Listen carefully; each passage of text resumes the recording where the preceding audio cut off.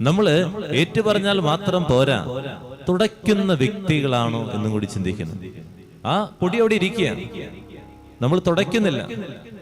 പൊടിയുണ്ടെന്ന് നമ്മൾ മനസ്സിലാക്കുന്നു, എന്നാൽ തുടയ്ക്കാതെ തന്നെ മുന്നോട്ട് പോയി കഴിഞ്ഞാൽ വീണ്ടും വീണ്ടും ഈ പാപത്തെ നമ്മൾ വീണ്ടുകൊണ്ടിരിക്കും. തുടയ്ക്കുക എന്ന് പറഞ്ഞു കഴിഞ്ഞാൽ ചില കൂട്ടുകെട്ടുകളാകും, ചില ബന്ധങ്ങളാകും, ചില വാട്സപ്പ് ഗ്രൂപ്പുകളാകും, ചില വീഡിയോ കോളുകളാകും, ചില തിന്മയുടെ വിചാരങ്ങളാകും, ചില മൊബൈൽ ഫോണുകളാകും, അല്ലെങ്കിൽ ചില പുസ്തകങ്ങളാകും, അല്ലെങ്കിൽ ചില ബന്ധങ്ങളാകും.